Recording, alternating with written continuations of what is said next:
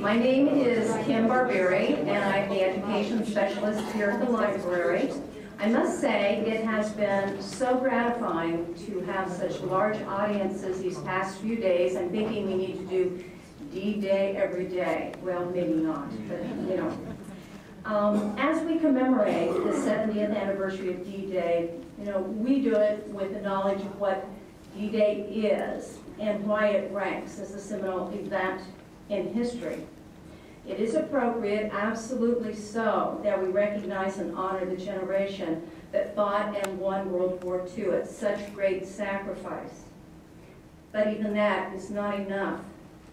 We owe them even more, an enduring legacy for all time. Imbuing upcoming generations with a meaningful understanding of D-Day and World War II is essential if this chapter of history is to remain alive in our national memory.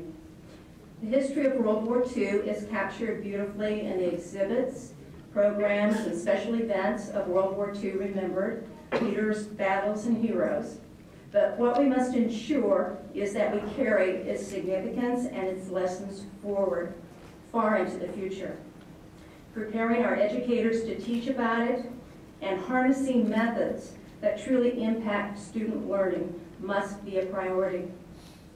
And we are doing our part here at the Eisenhower Presidential Library. For the next week, we have a group of 19 very dedicated, very bright teachers here at the library for the first of what will be a series of 3 World War II Remembered annual workshops. We're delighted to have this group with us this afternoon, and I would ask for them to stand so we may recognize them.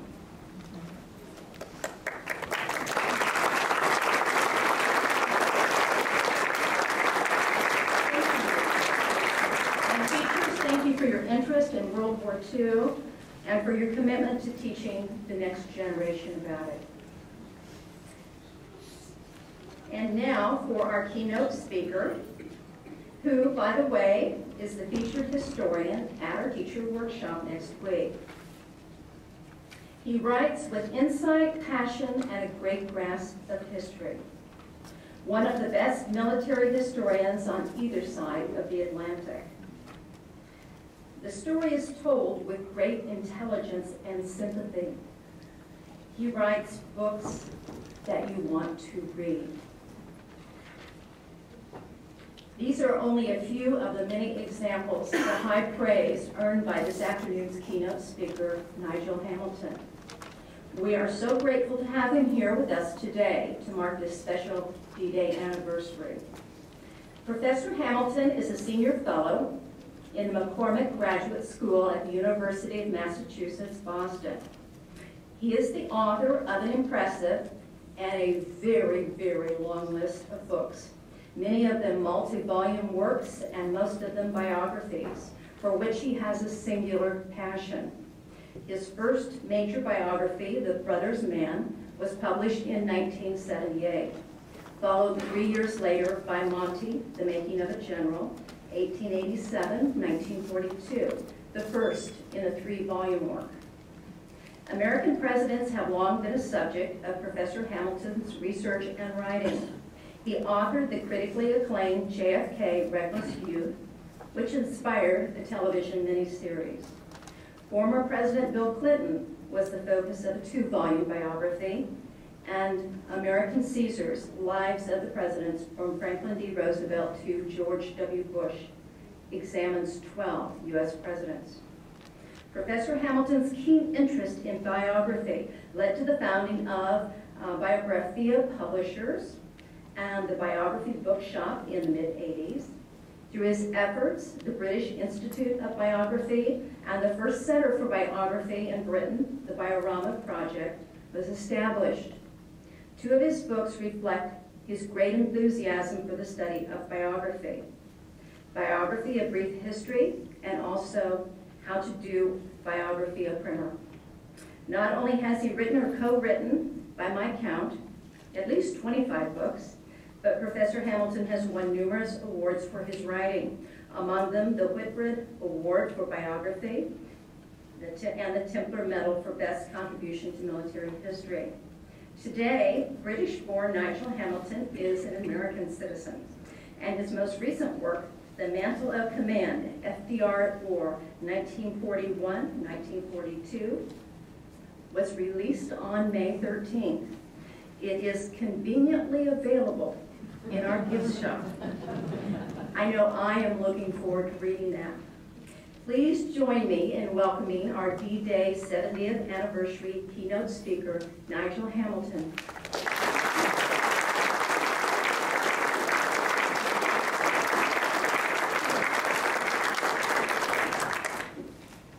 Thank you very much, Kim, for that charming introduction. And although I am now an American citizen, I hope you will forgive my lingering British accent. I called my talk D-Day 70 years ago.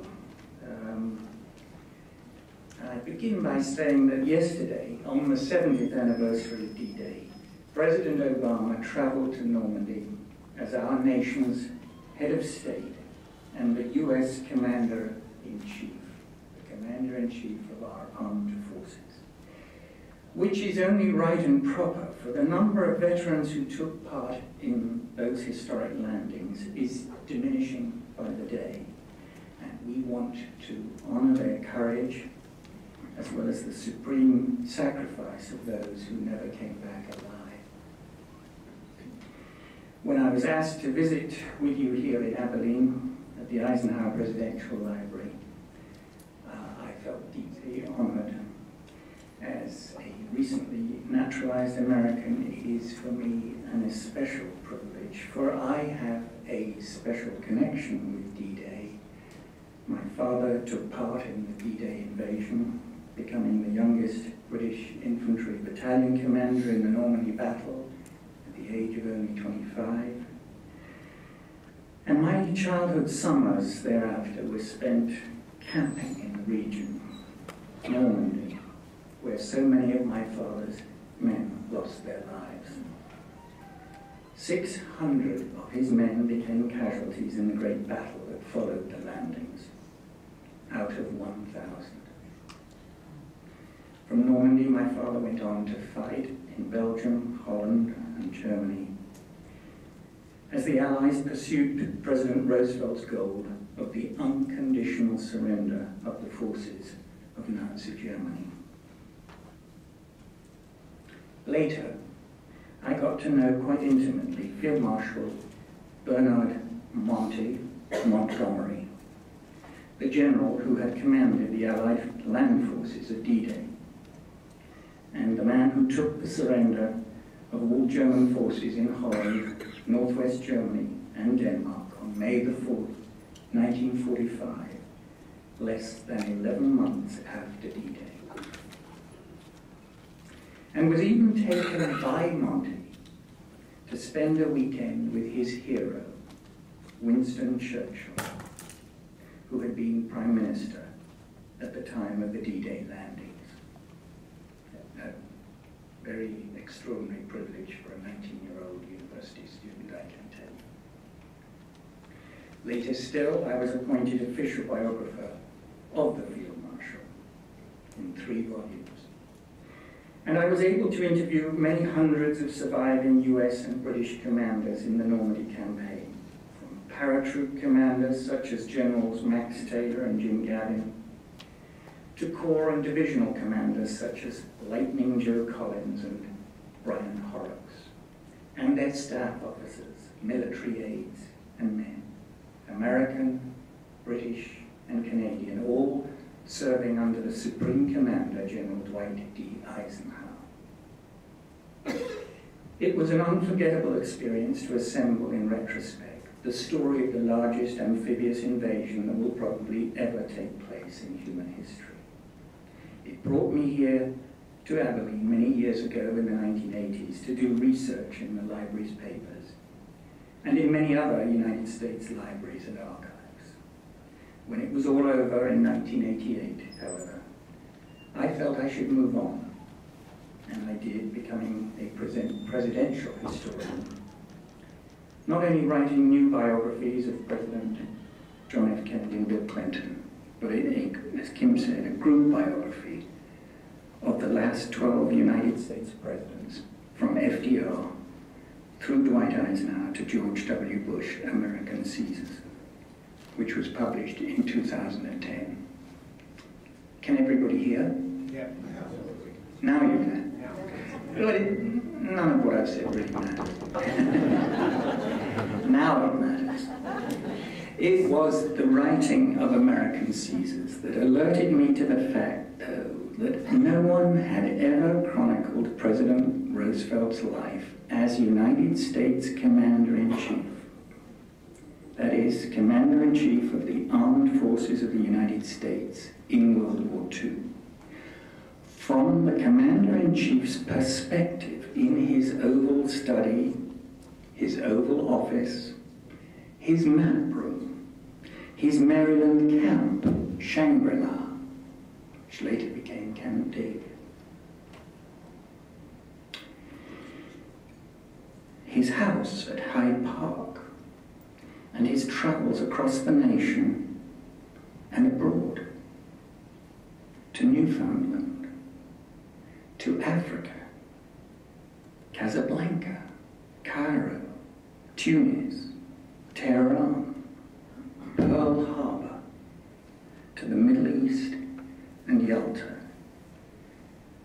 And that seemed to me, given the importance of President Roosevelt's role in World War II, wrong. So, for the past 5 years, I've had another privilege to revisit the life of President Franklin Delano Roosevelt in World War II in 2 volumes. Not only to record really for the first time the President's role as United States Commander-in-Chief, but to set the record straight. In fact, to change history, if we understand by that the way we look at the past. And especially with regard to the D-Day landings in June 1944. For the simple truth is, most people have very, very little idea of the origins of D-Day. The story of how President Roosevelt personally directed the military so that D-Day would be a triumph, not mass suicide. Let me explain briefly, which is pretty hard for somebody who writes in multiple volumes.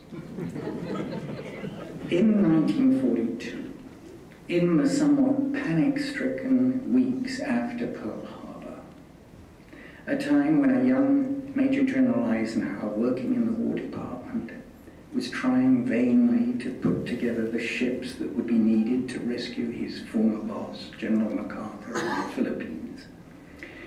The President of the United States took the reins not only of U.S. Commander-in-Chief in wartime, but of the Western Allies.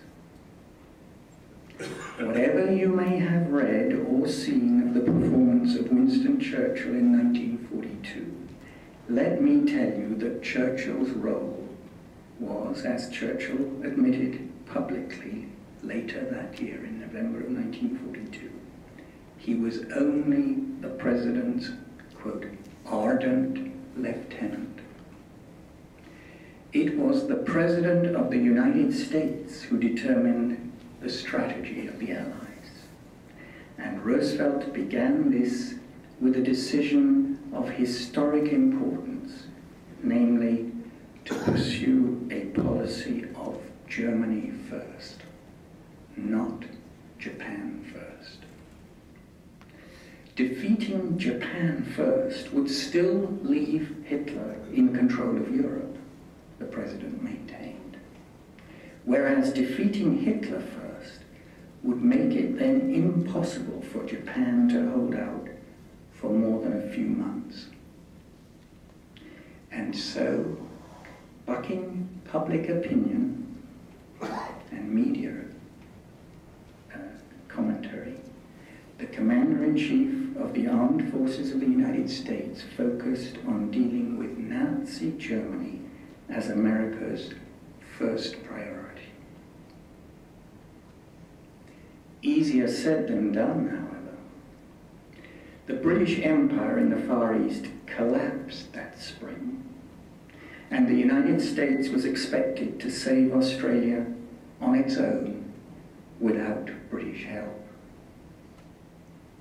Even British forces in Egypt, defending the Suez Canal and access to the Middle East, found themselves trounced by Field Marshal Rommel.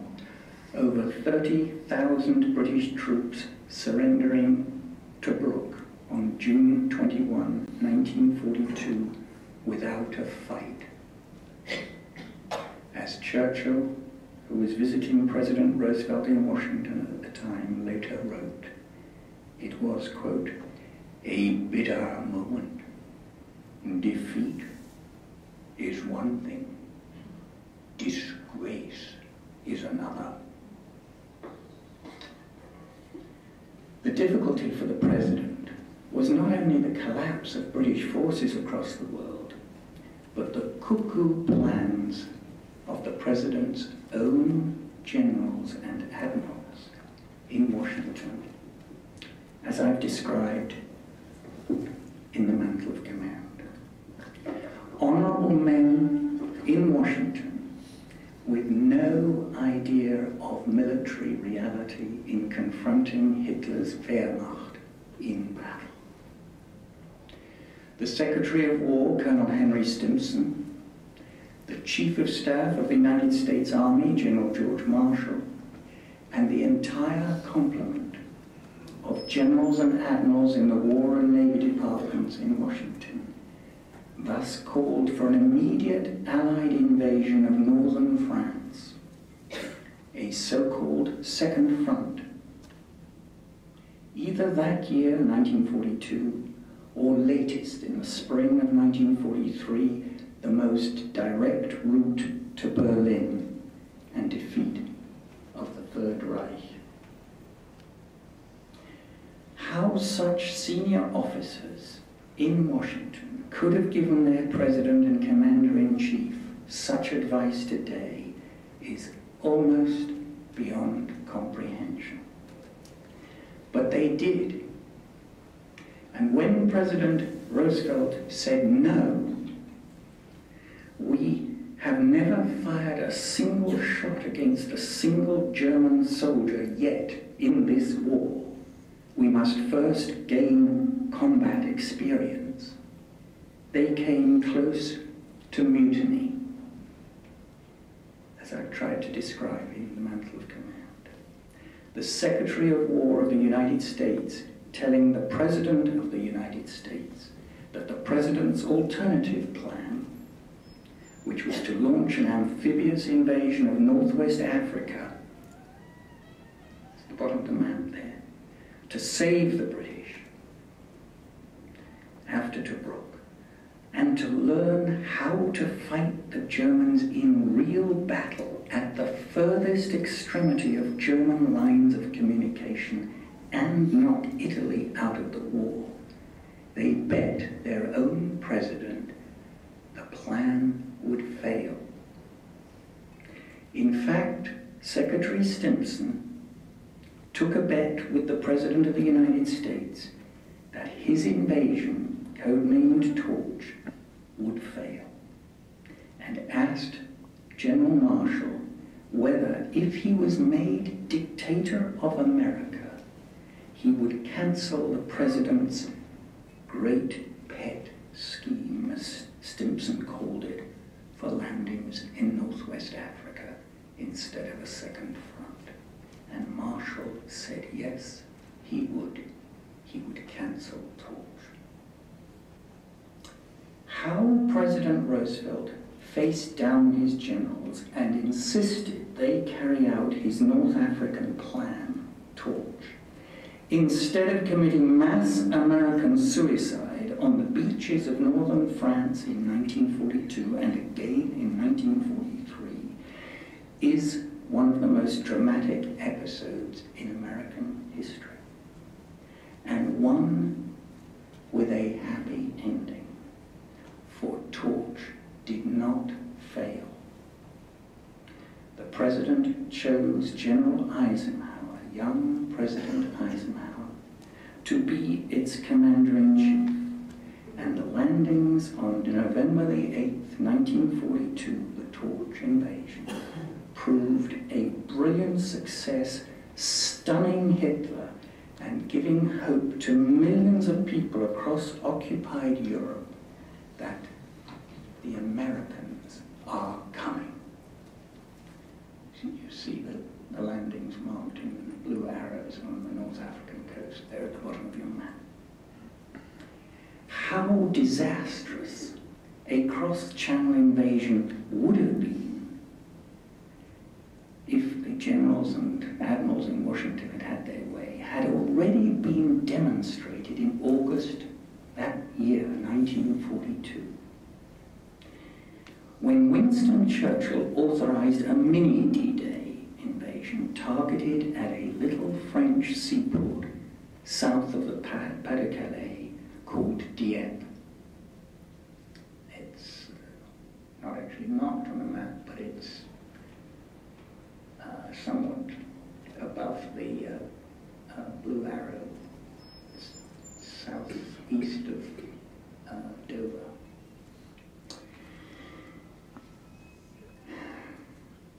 A brigade of Canadian troops who had never been in battle before were landed on Dieppe's pebbled shore on August the 19th, 1942.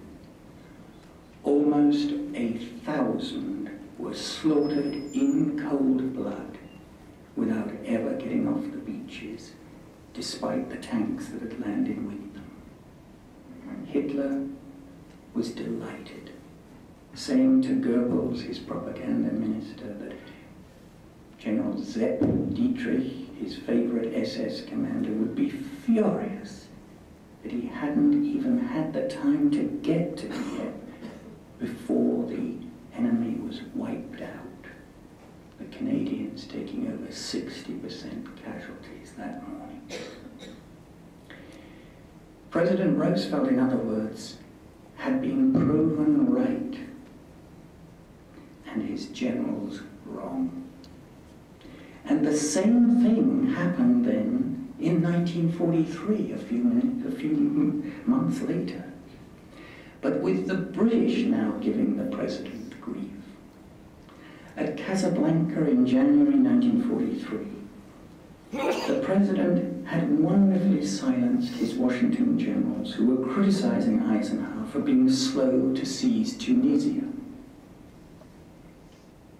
where large numbers of German troops had been flown into combat. The president of Casablanca had made clear he was not in the least disappointed by General Eisenhower's slow progress in Tunisia. This was exactly why US forces were in the Mediterranean, not northern France, namely to learn how to fight and gradually how to defeat the Wehrmacht in one battle. At Kasserine, the following month, the president was swiftly proven right.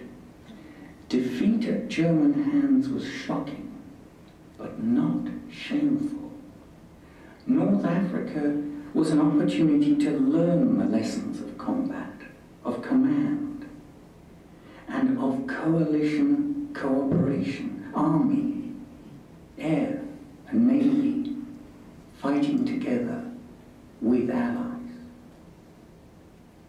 In the ensuing months of 1943, in Tunisia and Sicily,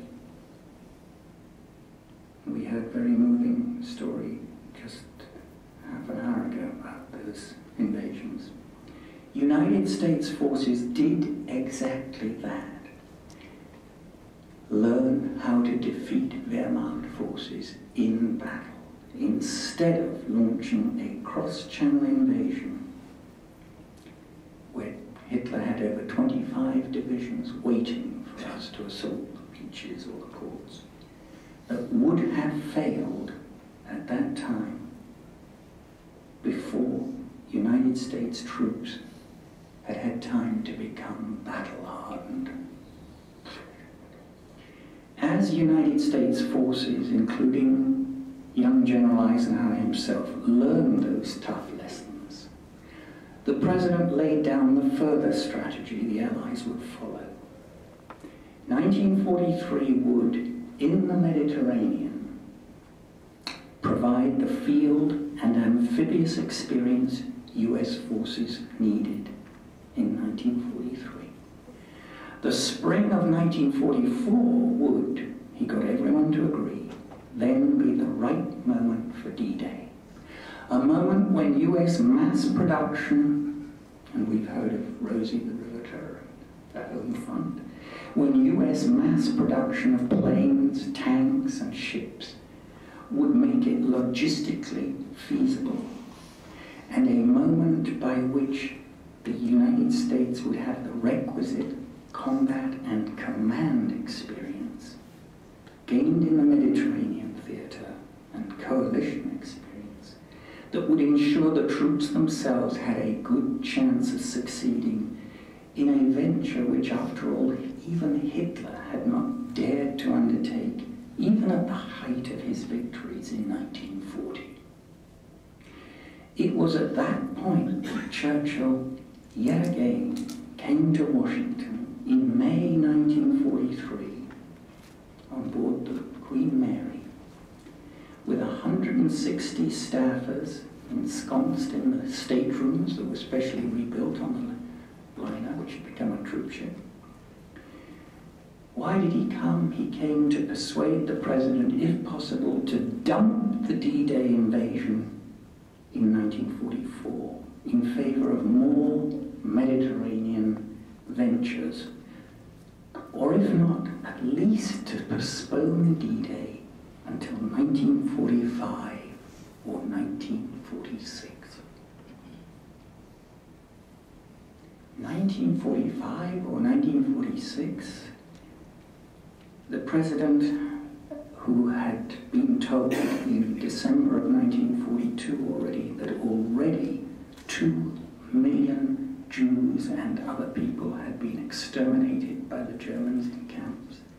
1945 or 1946, the President in May 1943 can be forgiven for having gotten pretty fed up with Winston.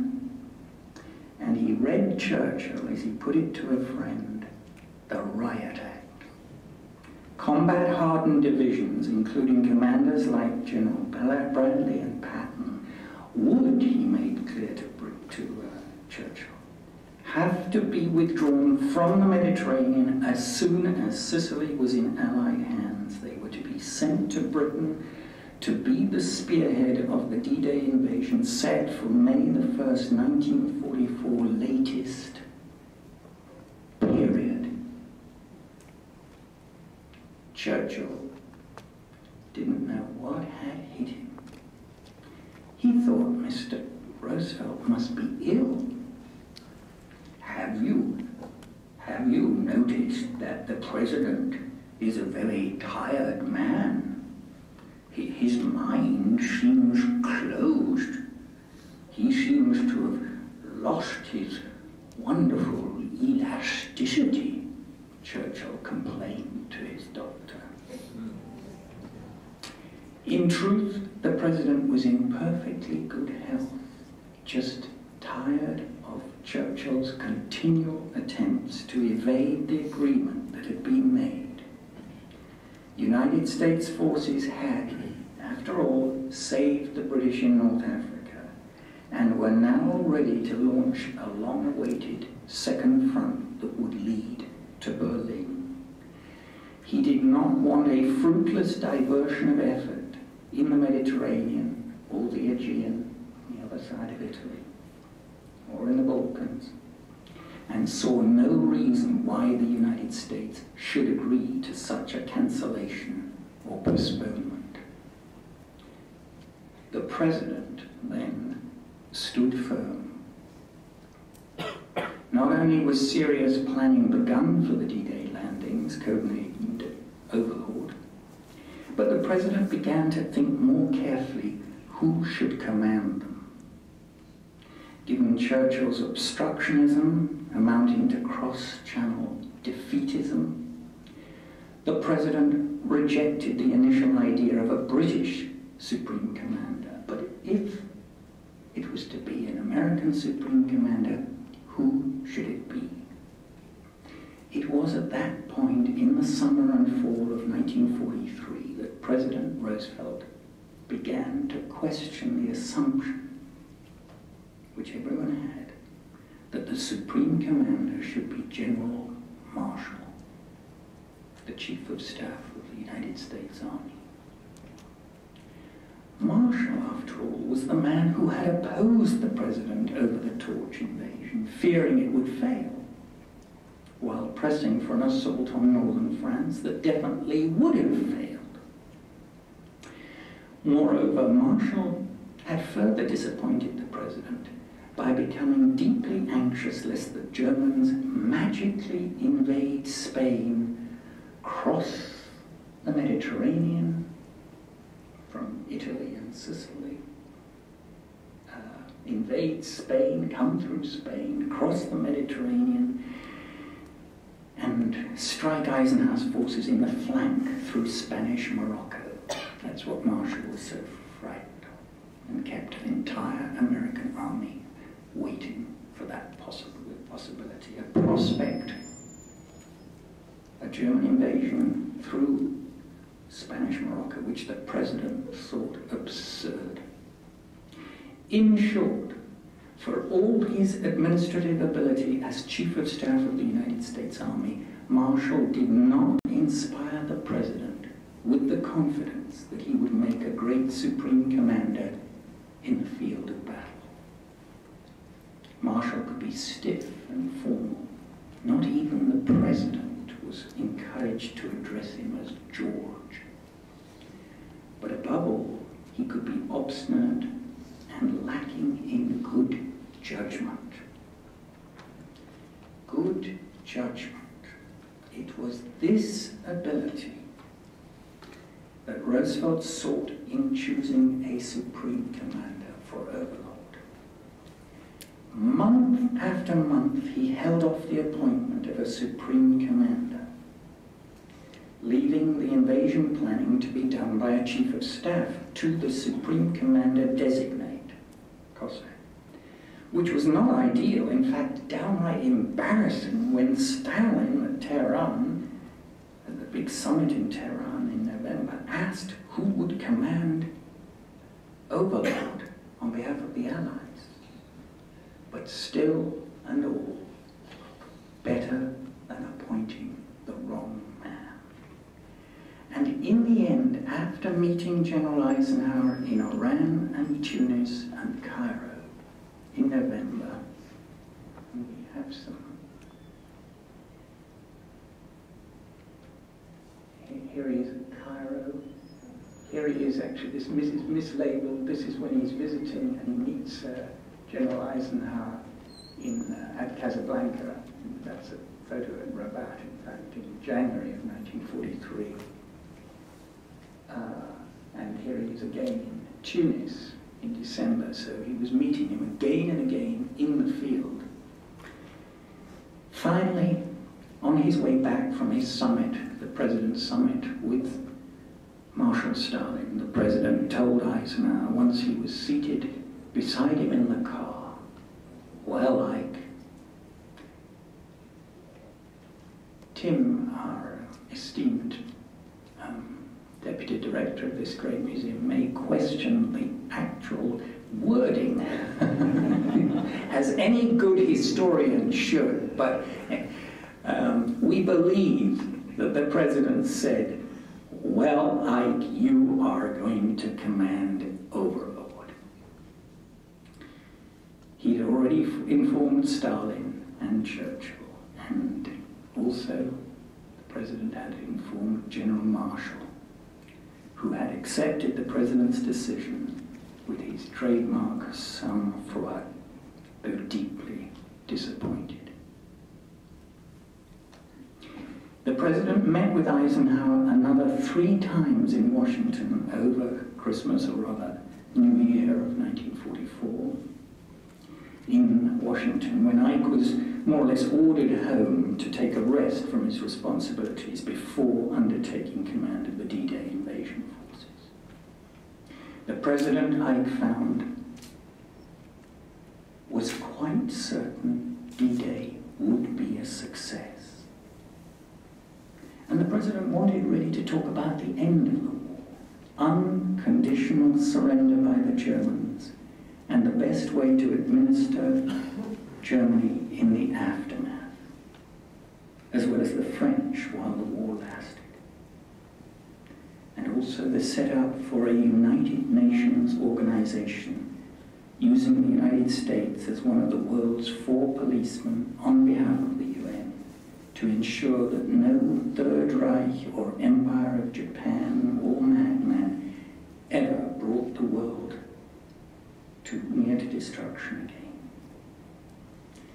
It was clear to Eisenhower that the president was a man who thought always ahead, and perhaps it was the key to his genius for leadership, though tempered by almost incredible patience in ensuring unity of Allied purpose, and ensuring that by an almost invisible iron will, that the president's strategy for the military conduct of World War II was followed. These were qualities that Eisenhower had grown over the previous 2 years of war to admire in the president and to some extent to emulate. If one looks for a model for Dwight Eisenhower's own later presidency, it is surely in the way he personally witnessed President Franklin Roosevelt manage the dual role of the U.S. President and U.S. Commander-in-Chief of the Armed Forces of the United States. Especially in the way the President refused to be pressured by his military advisors, or even his civilian advisors, into unsound operations of war. President Eisenhower's ending of the Korean War and his refusal to go along with Britain, France, and Israel over Suez in 1956 would demonstrate how much he, Eisenhower, had learned that a commander's sound judgment is far, far more important than fantasies of easy victory or declarations of mission accomplished. We thus honor the triumph of D-Day this weekend, not simply as a testament to the courage of men and women like my father, or your fathers, or grandfathers, uncles, and relatives who took part in the invasion and Battle of Normandy 70 years ago. We honor it also as a testament to the calm, visionary judgment of a great president and commander-in-chief who directed the military in World War II far, far more intelligently, diligently, commandingly than most of us have been led to recognize.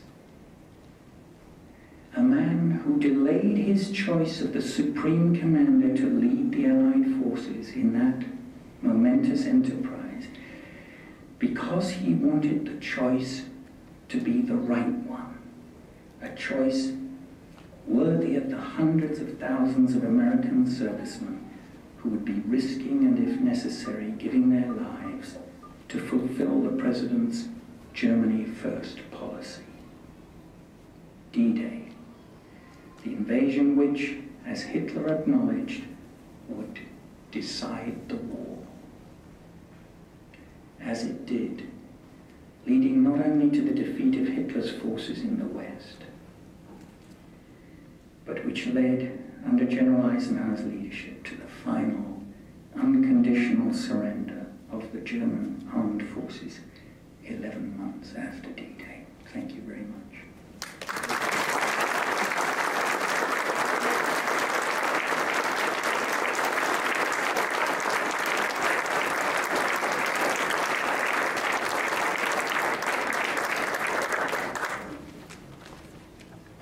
happy to take any questions, impersonations. I did stay with Winston Churchill for a whole weekend. I am told the last person outside the Churchill family to have stayed with Sir Winston, and it was an unforgettable experience. Field Marshal Montgomery, whom I'd got to know very, very well, took me there. I was a student at Cambridge University, and my landlady called me and said, "Nigel, there's somebody on the telephone who says he's Field Marshal Montgomery. I think it's one of your stupid friends."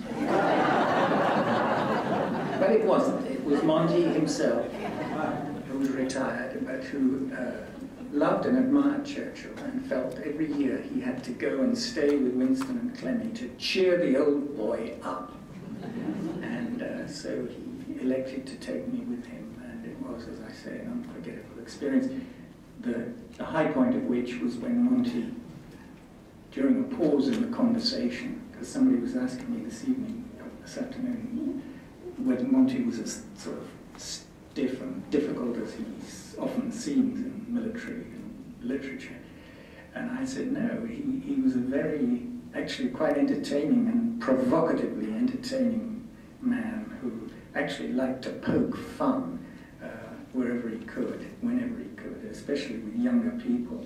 And so at one point during the dinner, as Winston had speared a piece of, his wife had cut this roast venison, actually I'd never had eaten before in my life, but his wife, Clemmy, had cut up the venison into pieces, and I remember Churchill spearing one piece and holding it up and looking at it, you know, with his whiskey glass nearby as well, and deciding which one he would take. And at that moment, there was this pause in the conversation, and Monty leaned over and said into Churchill's ear, because Churchill was pretty hard of hearing by then, he said, "Of course you know, Winston, Nigel's a socialist."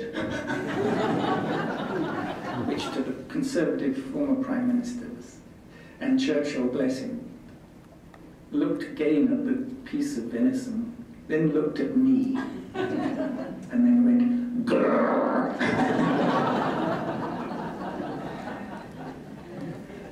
But please. We have a question right here. If you could repeat this question. Sure. This mic is not working. So make it a short question so I can repeat it. I've always been amazed at how the British people fired Churchill shortly after the war, only to become Prime Minister again. Could you speak to that? Our audience member asked why the British people tossed Churchill out of government in 1945, shortly after the German surrender, but before the Japanese surrender.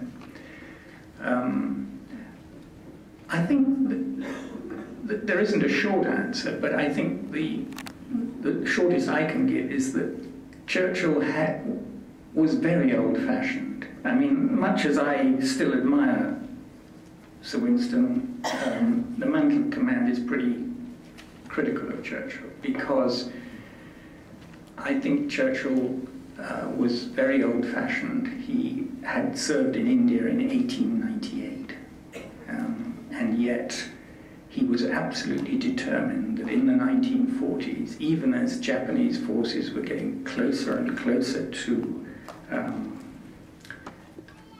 India, I think we even have a map here. Do we have a map? Yes, we have an earlier map. Yes, that one here. As the Japanese had conquered pretty much all of Southwest Pacific, and they'd really reached the borders of India, and the president pleaded with Winston Churchill to allow the Viceroy of India to authorize the Indians to form their own government, self-government, so that the Indians would fight with the British. And Winston Churchill absolutely refused. And when the president sent his right-hand man, Harry Hopkins, to London to try and persuade Winston, Winston said to the to the aide, Harry Hopkins, if the president pushes me 1 inch further, I shall resign. He was determined. He kept probably over 100,000 troops in India to keep the people of India down from getting self-government rather than facing the Japanese. And in fact, until late 1944 and 1945, the British did nothing in the Pacific. And that's why I say President Roosevelt really had to defend and look after Australia and New Zealand and the South Pacific on his own without British help, entirely because Winston was an old-fashioned colonial imperialist. And when he came to write his memoirs, wonderful memoirs, anybody who I'm sure would agree who's read them, and anybody who hasn't should, because Churchill wrote 6 volumes of memoirs, absolutely wonderfully written. They won him the Nobel Prize for Literature. But Churchill sweeps all that under the carpet. Churchill basically was defending civilized values in a wonderful way, with tremendous rhetoric and brilliance. I mean, his ability to invent metaphors just off the top of his head. I'm sure you know many of them, but one that comes to mind is when he did force the president to put American troops into southern Italy, and when they were slow, he said that they were intended to move much faster, not slowly, like a harvest bug. I mean, who else but Churchill could have come up with a harvest bug for American forces in Italy? I mean, so basically, Churchill had very little vision of the future, and although to some degree in this country he is honoured politically as somebody who saw more realistically the danger of Stalin and Russian communism and so forth, I think that's very overplayed. The president was quite clear exactly what Stalin was up to and what was in Stalin's mind and the future. But to come back to your point, the British public wanted somebody who would talk about the future of society, of democratic society in Britain, a New Deal, if you like, for Britain. They wanted a proper Obamacare. In 1945, they felt that they'd been fighting. People like my dad, who never went to college, came from a working class background. They felt that, they deserved better from the country they had served and fought for. And so the opposing party, the Labour Party, offered a much more visionary idea of British society with a safety net, social security and medical care. And Churchill was simply blind to it. He assumed that out of loyalty to his leadership, the British would re-elect him, and they didn't. So. Yes, I've never been able to get my arms around how 2 small countries, Japan and Germany, took on the entire world in a protracted war and have the staying power to do that. That is a very interesting question. How could the Germans and the Japanese, in forming the Axis Pact with the support of Italy, how could they have had such hubris, really, to imagine that they could take on the rest of the world and defeat them? It's a complex question. The simplest answer is that they didn't think they could do it in a long war because the United States was so potentially economically powerful. But the United States had gone through years of isolationism. The United States armed forces were ranked 17th in the world at that time. A lot of the equipment was very outdated. And so they felt that if they struck quickly and efficiently, just as Hitler had in Poland in 1939 and then the spring of 1940 in Holland and Belgium and France and Norway, that they could wrap it up very quickly. And they did. I mean, just think how quickly, I think that is a very good map and shows the extent of Japan's conquests by the spring. I can't see the caption, but I think it's pretty much by the spring of 1942. So blitzkrieg and rampage in the specific on a very strict timetable of get it done, don't wait, the democracies are slow, they're not ready, explains why they thought they could get away with it. And, you know, they came quite close to doing it. There's a lady at the back who we want to be gender equal. Okay. Returning to your comment on Churchill in India. Now, what I had read, Churchill's argument was, which is probably made up, that he didn't, you know, his fear of Indian self-government was partly motivated by the fact that he felt sure that the Indians would condemn the 60 million untouchables to remain untouchable, or is that just garbage? It's not entirely garbage. Your question is, what was Churchill's fear of Indian self-government because he thought that there would be internal strife, and when the Japanese were getting so close to India, they had their navy in the Indian Ocean and they were approaching the land borders of India, that the British couldn't afford the danger, the military danger to losing India. It's not garbage, but I think the simple fact is Winston Churchill had not been in India since 1898.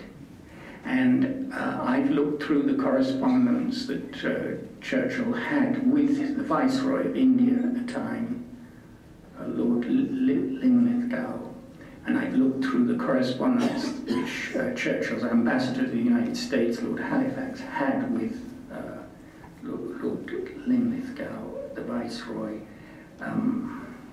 I won't embarrass you, but I've put it either in the text or in a footnote, because some of the things that the Viceroy of India writes to the British ambassador in Washington in 1942 really makes you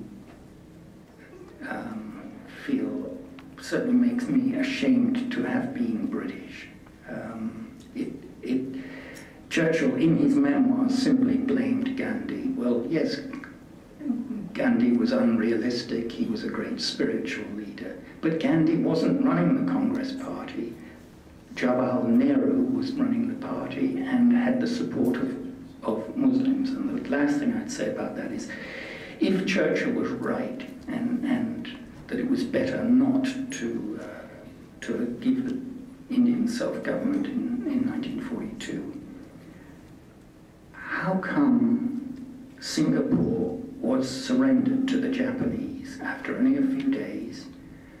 Over 100,000 British Empire troops surrendered, which included, I think, something approaching 60,000 Indians who were really mercenaries of the British, and over 40,000 of those Indians immediately offered to fight with the Japanese in order to get control of their own country.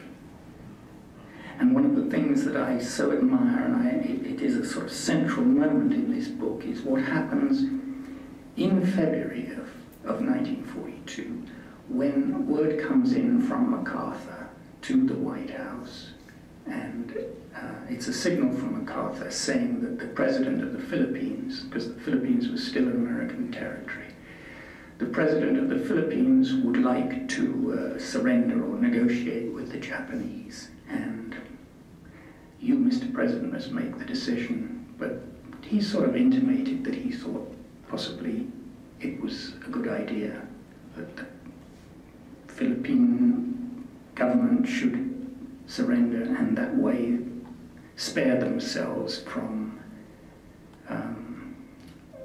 more casualties.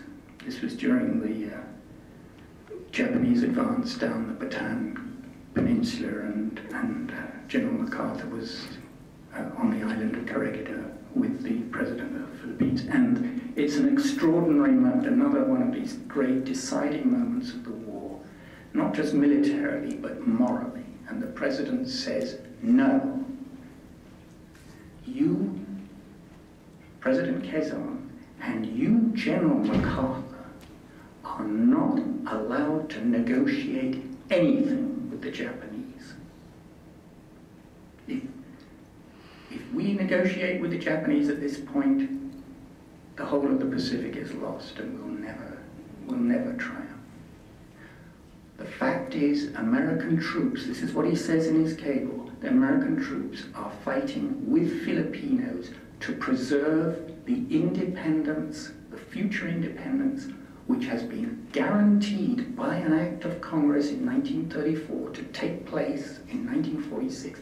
We are there not as a colonial oppressor, we are there to ensure that Filipinos can have freedom and independence of the United States in 1946. We're proud of what we've done in this country. You will not negotiate with the Japanese and become simply a vassal state in the Pacific. And to his credit, General MacArthur accepted that and explained it to President Quezon, and Quezon was very upset because he couldn't bear the idea of the suffering that would probably follow, but he accepted it. And you know, that is the origins of what Tim said earlier, the I shall return. We might not be able to hold it, but we shall return, or I shall return. Yes, sir. Do you think that Churchill had a legitimate grievance in, was very concerned about losing Poland?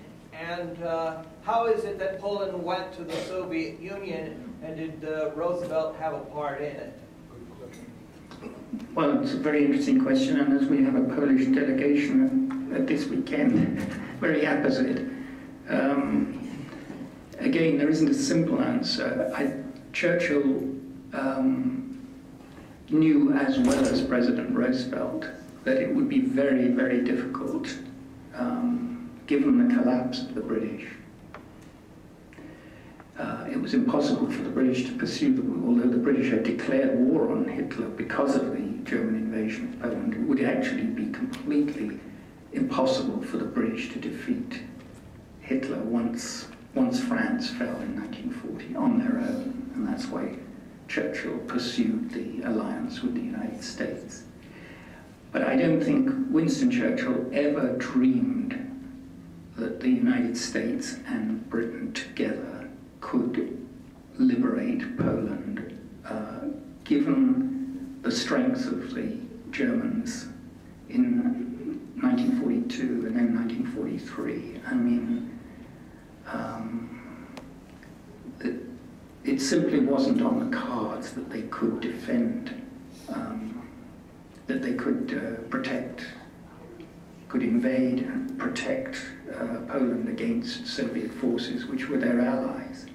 And so there's been a great deal of discussion about it, because obviously it seems so tragic to sort of surrender to the Russians knowing what they're going to do. I mean, both Roosevelt and Churchill knew that it was the Russians who had murdered tens of thousands of Polish officers at Katyn, and they, in order to preserve the United Nations alliance with the Soviet Union, we had to pretend that the Germans were responsible for the Katyn massacre, but it was quite clear to both President Roosevelt and to Churchill that the Russians were behind it. And there is a source that says that to Cardinal Spellman in New York, Roosevelt had said in the summer of 1943, he was very sorry, but speaking to a Catholic cardinal, as things look, and this is in 1943, as things look, we will defeat the Third Reich, but we will not be able to save Poland, and it may be decades before Poland will become free. A pretty visionary statement, that, I think. One more question. Sir. Who did influence FDR? You mentioned those who didn't. Who influenced FDR? Politically, militarily? Militarily. People say to me, well, Nigel, you present a new look at FDR as Commander-in-Chief. This is not what we were what we grew up to read in our history books. We tended to think that FDR left the running of the war up to his senior generals, Marshall and Admiral King and General Arnold of the Air Forces and so forth. So if President Roosevelt is so strategically wise and patient and far-seeing, how come he never went to military college or naval college like these advisors? How did he know they was talking rot in 1942 and again in the beginning of 1943, pressing for a cross-channel landing at D-Day that we weren't ready for? And at the end of the day, I'm not sure I can answer that. His command style was very low-key. He didn't give sort of often very direct orders. He liked to allow people to make their suggestions and recommendations. And some people assumed that that meant that he couldn't make his mind up. Well, that's rubbish. The reason is, like General Marshall told somebody after the war, sometimes it took me weeks before I would get to see the president, as if the president had more important things to deal with, Congress or, I don't know, butter rationing or something. But that's rubbish. The reason is because the president maintained control of the military by not seeing them every day. Churchill saw his military 5 times a day and was always meddling with the military, and it led to disaster after disaster, really. And if you think of not just the collapse of the British Empire, but even the invasion of Italy and whatever. I think the greatness of FDR is how he rules by keeping his cards all on his own table, and none of these admirals or Air Force generals or army officers, they're told to get on with their job, but they're only occasionally invited to the White House. The President of the United States is the Commander-in-Chief of the United States, and to this day he remains, by the US Constitution, the Commander-in-Chief. I think it's a wonderful thing. I managed to interview for this book the last surviving officer from Roosevelt's map room, and Roosevelt was the first president to create a map room, which is the forerunner of the Situation Room at the White House. And he said, well, General Marshall was allowed to come into the map room if the president agreed. So here is the president who doesn't even allow his signals from Churchill and Stalin and ultra-intelligence. He doesn't allow those signals to come in and go out through the same service. They come in through one service, like the Army, and they go out through the Navy. He deliberately didn't want anybody to assume that they had the right to make strategy. Only the President of the United States, and to my mind, thank God he did. He saved us from mass suicide. It was difficult enough, as we heard this afternoon, to get across the Omaha beaches, but we did. What would have happened in 1942 or 43, we can only imagine. How are we doing? Shall we? Is that a good place?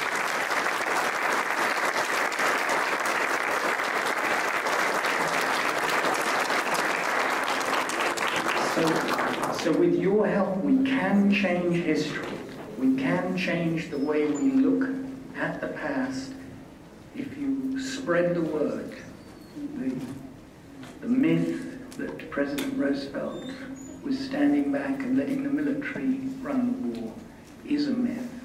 And I think we have every reason to be grateful to President Roosevelt, not only for the strategy he laid down, especially unconditional surrender, but also his choice of General Eisenhower to be Commander-in-Chief in the Mediterranean and the Supreme Commander.